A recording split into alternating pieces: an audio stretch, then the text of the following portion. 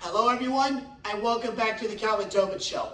I am your host, Calvin Tobin. Today we have a lot to talk about, so let's get right into it. Oh, right, as we have all heard today, Julio Jet Jones is on his way to Tampa Bay as he has signed a one-year deal with the Tampa Bay Buccaneers. And now Tampa has another future Hall of Famer on their team. And since Brady has joined everybody, and I mean they have been bringing everybody there. They have brought Tom Brady, Gronkowski, Ndamukong Suh, Antonio Brown, Richard Sherman, and now Julio Jones. They're just bringing future Hall of Famer after future Hall of Famer to their team. And it's the Brady effect. And Tampa Bay can't have a better situation from what they have had from the last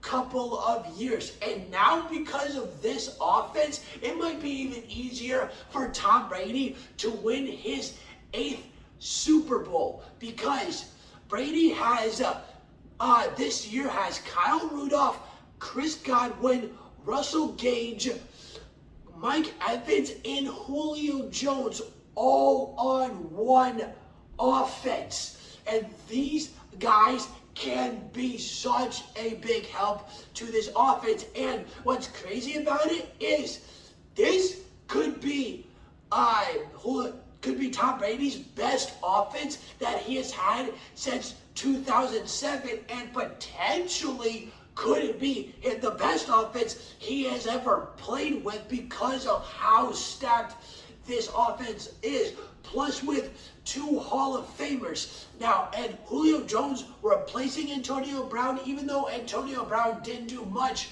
when he was there. Like, this offense is going to be really scary. Now, the question is can Julio Jones stay healthy? He struggled with that over the last couple of years between Atlanta and Tennessee, and he's totaled just over 1,300 receiving yards. But now him joining the Tampa Bay Buccaneers, I think he will be healthy, and it will be easier for him to stay healthy because the main focus won't be on him. And no matter how hard any defense tries, nobody on that offense is going to be able to get double. Not Mike Evans, not Chris Godwin, not Julio Jones, not Kyle Rudolph. Nobody. That's the crazy thing, because even if Julio Jones and Mike Evans were covered, these guys are just that good where they can still come down with the ball, because they are 2 future Hall of Famers, and they both have 9,000 plus yards under their belt. Like, this offense is going to be ridiculous, I'm telling you. And because of that, like, how potentially great this offense could be, this is going to be one of the scariest offense, if not the scariest offense to go up against going into next year. You think the Rams are scary, or you think the Chiefs were scary when they had Tyreek Hill or Travis Kelce? This offense to me is scarier because of who they got. And Tom Brady can make anybody look good no matter how good or bad they are. He brought second and third stringers to the playoffs the year before he went to Tampa Bay and got a 12-4 record. If there's one dude that can also help Julio Jones to stay healthy, it's definitely Brady, because Brady keeps his guys in check and just makes, like I said, makes everybody look good. This team has a chance to be historic. And now, because of the potential greatness that this team has, Tom Brady has a chance to break 2 season records. Now, for how long Tom Brady has been playing, you're thinking, what left could he possibly break? Well, it's these 2 records. The records that he could potentially break is most passing touchdowns and most passing yards in one season, and he's got the talent to do it. And with Chris Godwin, Russell Gage, Kyle Rudolph, Mike Evans, and Julio Jones, Tom Brady has a chance to get 3 guys to 1,000 yards. Like, that would be nuts. Like, we've seen offenses that get 2. Can this offense get 3? They have the talent to do it. Now we got to see if they can be on a potential historic run and be one hell of a historic offense. Now, there has been history that has been cemented in MLB and baseball right now, as David Big Papi Ortiz has been inducted into the Hall of Fame and is now forever cemented into Cooperstown. Now, Big Papi was known for his clutchness in the biggest moments, from his playoff runs to his World Series moments.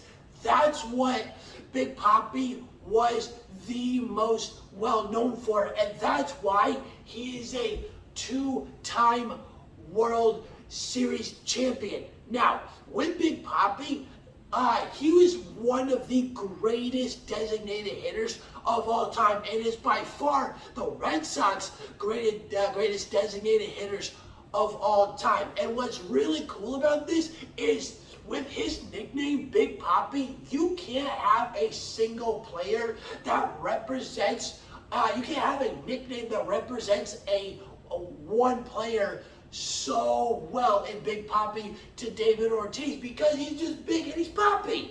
Like, that's David Ortiz for you. But here's the thing, we cannot forget what his accolades were. He was ridiculous all over that hitting course.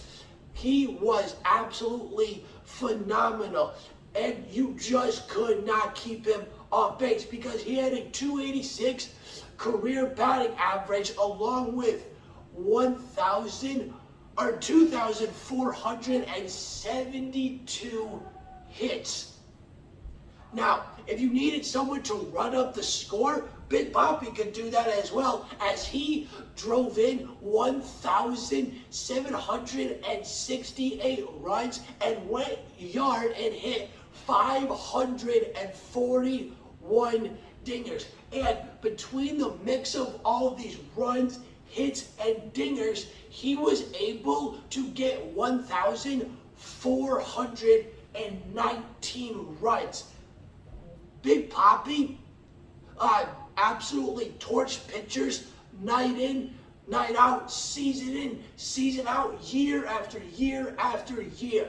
Pitchers absolutely hated David Ortiz, and I'm pretty sure there's been pitchers that wanted to quit baseball because of this dude, because he was just that good, because no one could stop him, and Big Papi was just that great. He played his first few years in Minnesota, and then the rest of his played 14 years in Boston. And Boston has another great cemented into their legacy as a sports icon. And now Boston is David Ortiz's home, but now he's got a new home as he now resides in Cooperstown. Now, KD has been trying to find a new home ever since he's left KC, not KD. But it's been from Golden State to Brooklyn, and now it's potentially Boston. Because with this potential of going to Boston, the Boston Celtics offered the Brooklyn Nets something that they might not be able to ignore. And what they offered the Brooklyn Nets was a trade package involving Jaylen Brown in the mix-up. Now, we have heard from time to time that Jaylen Brown and Jason Tatum cannot play together, which is far from the truth. Like, if these guys couldn't play together, they would have not gone to multiple conference finals, and they would have not been to this NBA finals, unfortunately losing in 6 games to the Golden State Warriors. Jason Tatum and Jaylen Brown are a fantastic duo.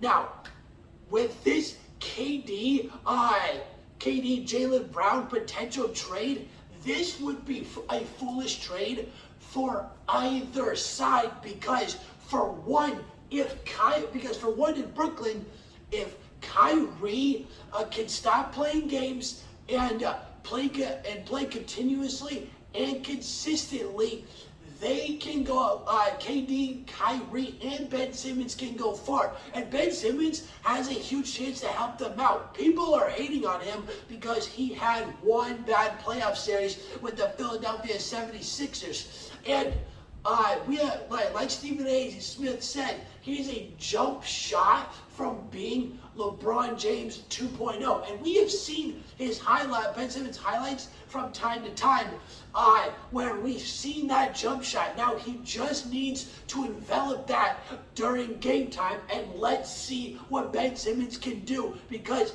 these three guys, they can bring Brooklyn far with all this. But here's the thing.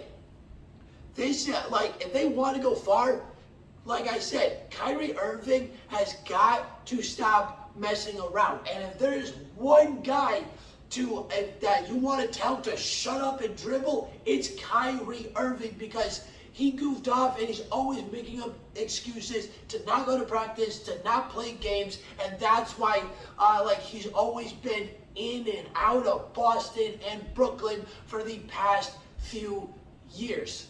Now, another reason why it's a foolish trade is you can't take Jaylen Brown away from Jason Tatum as much as you can't take Jason Tatum away from Jaylen Brown.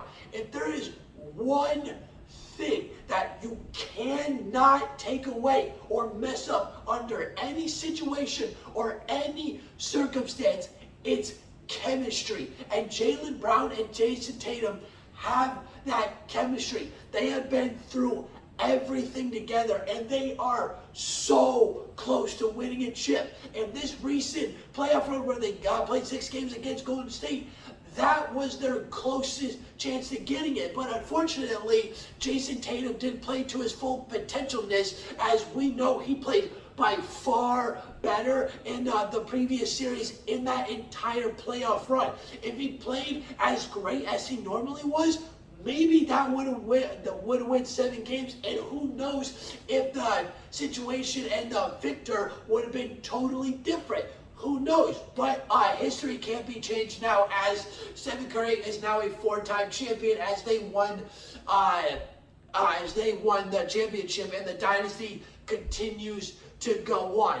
But with Brooklyn, they need to figure out how to step their foot down, because in Kevin Durant's contract, he has 4 years left in his contract. Brooklyn needs to step their foot down if they want to keep this dude and tell him he's not allowed to leave and you have to finish out the contract. But it's hard to make a player stay when he's a complete ring chaser.